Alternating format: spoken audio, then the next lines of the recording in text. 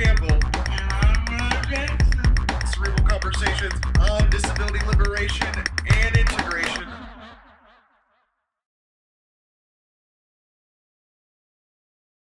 Hello, everybody, and welcome to Cerebral Conversations, episode 14. This is Cerebral Conversations, conversations on disability liberation and integration. I'm CJ Campbell. And I'm Ron Jackson.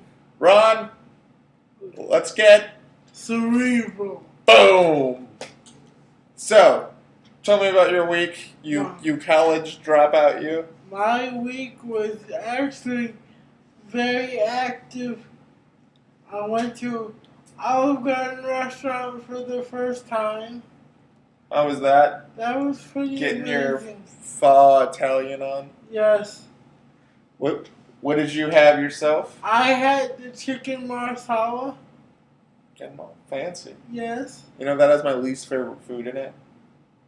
Yes. Mushrooms. Yes, I thought about you as I was enjoying them. Well, I'm glad you thought about me. Yes. Anything else go on?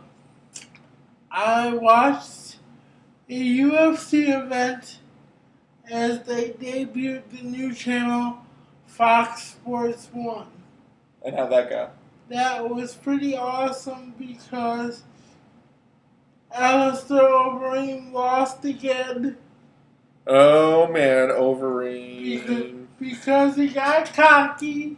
Because he got cocky. And he lost. Man, that just breaks my heart. Chael Sonnen won, though. Chael Sonnen is one of the most entertaining people on the face of the planet. Yes. He brings, like, pro wrestling into the UFC by all of his trash talk. It's pretty funny. Yes. He paid homage to superstar Billy Graham, who, if any of you are wrestling fans, you will know who that is. And if not, it's really not that important. Well, my friend, I didn't go to Olive Garden because my SSI check is running pretty low this month. There were some extra expenses that had to go into the LA trip and whatnot. But last night I had a rare opportunity. I got to cross something off my bucket list. I was interviewed by a podcast. You're a pretty big deal, sir. I don't feel like a big deal. I mean, in fact, I've hurt my hip while I was in LA. So as you know, I've been kind of like an old man in bed for, most of the time being back. Feeling good now, but I'm a little worried because, I don't have insurance and I'm not on Medicaid yet. Yeah. But I got my Link card, so, making that government money work. Yes. But anyways, about the podcast. It doesn't have a name yet, and it's really cool. A couple kids that I interacted with at the summit back in LA, through hearing about us doing our show, decided to do a podcast, and so it's centered around social justice. So I had a really good talk with the kid interviewing me. His name's Johnny Bolin. He's a really cool kid. He's got a great heart. So that was cool. Other than that, I've just been trying to watch The West Wing, finish that up. Aaron Sorkin is a genius. I do agree. I do like that show now that I've also started to watch it. Yeah, it's just a solid show. I mean, I think it shows an accurate portrayal of the dichotomies that go into being a politician. Mm-hmm. But anyways, we are starting a new block of episodes, and why don't you unveil what our new topic is? The new topic is health and wellness. Awesome. And this week we're going to talk about the importance of physical activity and hobbies for crippled brothers and sisters. And obviously it's important for anyone to have these things, but we're going to kind of just shed some light on why it's incredibly important for there to be facilitations for crippled brothers and sisters to engage physically and also mentally, because I know that we haven't really talked extensively, but why don't you kind of just share with me a little bit about, have you ever been able to really engage in a lot of physical activity, or do you have any hobbies that you feel like enrich your life? I don't engage in a ton of physical activity, but I do have some hobbies, which include I listen to podcasts, thanks to you. What is your favorite podcast? My favorite podcast is one called Stuff You Should Know. That's a good one. Yes. It is a good podcast because it's not only informative, but it has some comedic elements involved. Awesome. Do you have any? Do you have another one that you really like? I also really like one called The Story because it deals a lot with current news and relevant events around the world. So Awesome. Personally, some of my favorites include This American Life is one of my favorites. I watched both the ones that you mentioned. I also watched Mark Maron's podcast, WTF. And I really like the content put out by Homebrewed Christianity, so I listen to a lot of the Theology Nerd Throwdown as well as the Culture Cast. I listen to a lot of teachings too. Listen to a lot of teachings. And that's really great, spiritual wise. What about some physical activities? I know that you may have had some physical activities in your past. when I was younger, I participated in a specialized swim club called the Rockford Red Hots. And what did you do? We basically trained for swim meets at Rolling Green Mall Center. Was it like synchronized swimming? No, it was. Because I could see you doing that. Sure, Steve. It was like competitive, believe it or not. That's awesome. I've never actually heard of like specialized competitive swimming.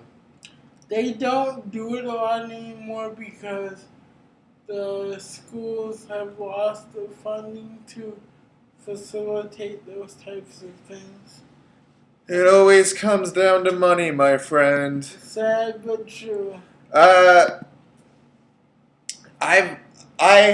have the privilege of being active, and I did try going to a wheelchair basketball camp, and I hated it. I feel like that's like the one sport that like all able-bodied people assume that if you're in a wheelchair, you do wheelchair basketball because it's probably the most mainstream of adaptive sports. Yes, because they have the Chariots here in Rockford, and different cities have different wheelchair basketball leagues and things like that. Yeah, I've never really gotten into those things. I've just never really had a lot of the option to. It costs money and stuff. But as you know, I walked in with my crutches and pushed in my wheelchair from Rockford to Evanston, which is 75 miles last year, to raise money for Over the Rainbow Association.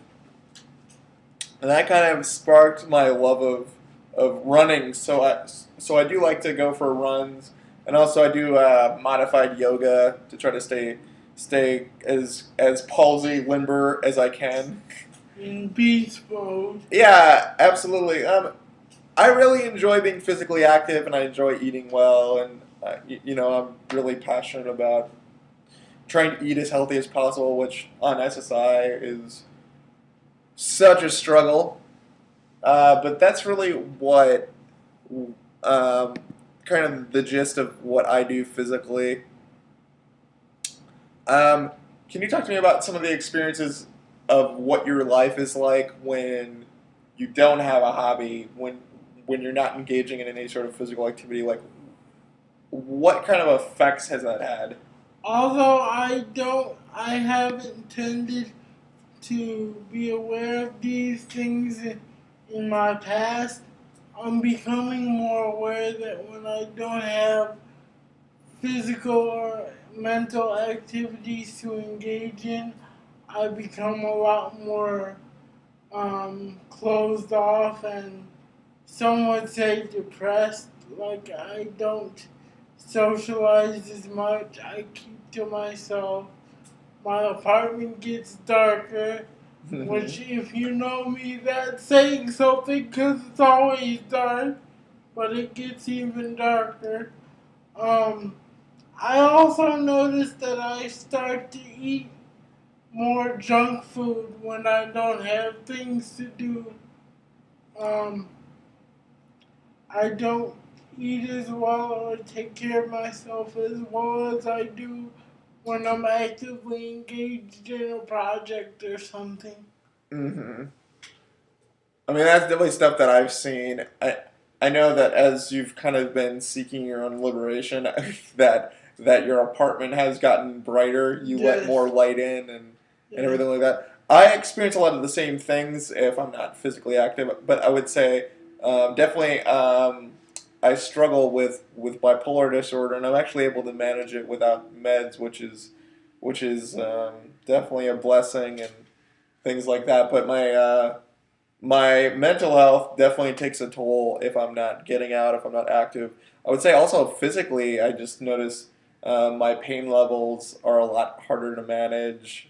Um, I want to isolate and all those things, but my pain level gets insane, and it's just one of those things that physical trainers will always tell you: if you don't use your body, you will lose your body, and so that's why I've really um, even as I've been super busy over the last few months, I at least try to do yoga and a couple push-ups or whatever I can do to just keep myself active and moving. I force myself to get on my crutches, and even though the arthritis is kicking in my ankles, just to move and do that is super important. And I notice that it pays dividends in my mental and my physical health.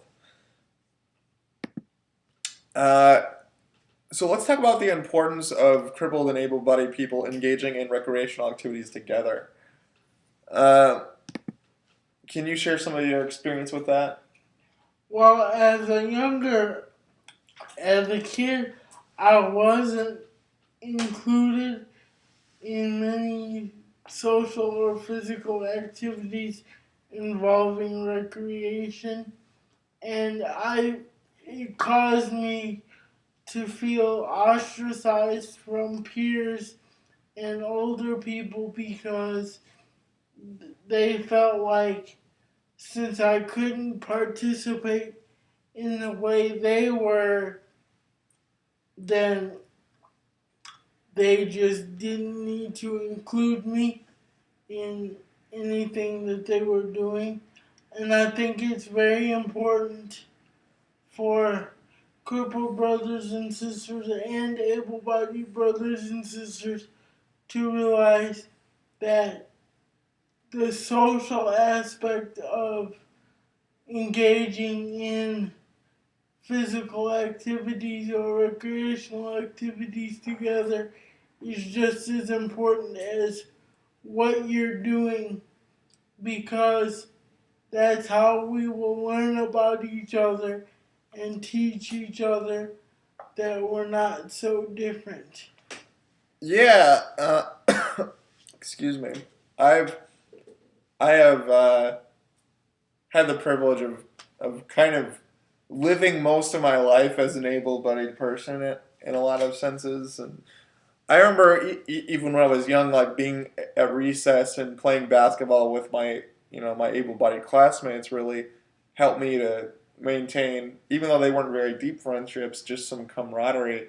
And as I get older, I don't really like a lot of my friends play recreational soccer, so I can't engage in that. But just even little things like playing the Settlers of Catan or playing video games, playing cards, stuff like that has been really helpful. But while I was doing the walk, it was amazing because a lot of the able-bodied people that I engaged with, it was able to break down some walls and kind of we were able to enter into some dialogues about what my life is like and how it mirrors theirs, and they kind of realized, oh, like this guy's just just a guy. And camaraderie is incredibly important. I mean, there's a reason why men in their 40s will have will still play pickup games of basketball and go out for beer afterwards. It's because it's incredibly important socially and it keeps them active physically. And I'm sure women do various things too. I know women that play recreational basketball and things like that. And I think it's equally important for an able-bodied person and a crippled person. It's just it is more important on the physical aspect, especially for us to get out and to be involved because our bodies can deteriorate a lot faster than our able-bodied brothers and sisters. I would also like to encourage crippled brothers and sisters not to let their physical limitations deter them from seeking out recreational activities with able-bodied people because that's something that I did a lot as a kid, and I realize now that it hindered me in a lot of ways, so I would encourage others not to do that. Absolutely.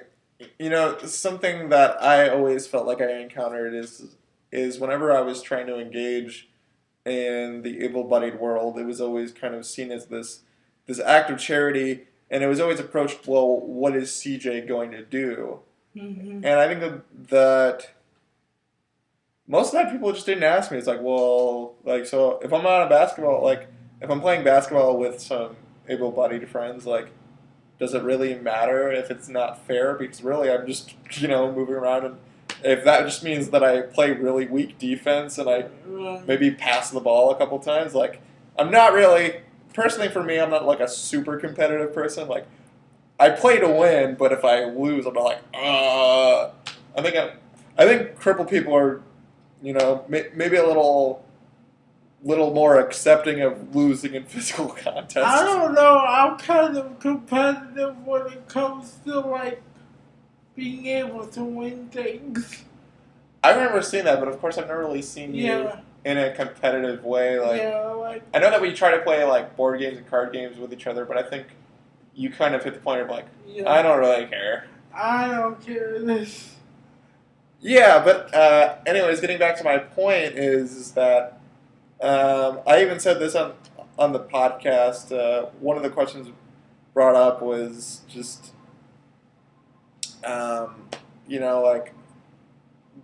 does the summit change? Did it impact you? And it did impact me in certain ways, but I think as I've gotten older, I stop asking the questions of what can I get out of a situation, and I start asking the questions of what can I put into a situation. Mm-hmm. And so I think that's something that everyone can kind of ask, but especially for crippled brothers and sisters, to start asking, not well, what is this going to do for me? It's, well, what can I put in the situation? If I start engaging in my life, I mean, obviously, it's going to have dividends. It's going to have positive impact in your life. But if we start focusing on what can we offer our communities, then I think that breaks the charity dichotomy, which is something that I think getting involved in recreational activities can really do. Right. So with that, let's wrap up. We're going to continue this block of episodes, but people can contact us. Really, we want you to email us, give us your stories, give us your feedback. You can email us at cerebralconversations@gmail.com. You can also hit us up on Facebook and like our page. That's facebook.com/cerebralconversations. We're also on Twitter. Did you know that? Yes, we have a handle. Yes, it's at Cerebral Convos. You can check out my personal blog, The Running Search, at cjcampbell.tumblr.com. And Ron, how can they get a hold of you? You can get a hold of me through Facebook at Ron Jackson. All right, everybody. So keep it cerebral. Peace.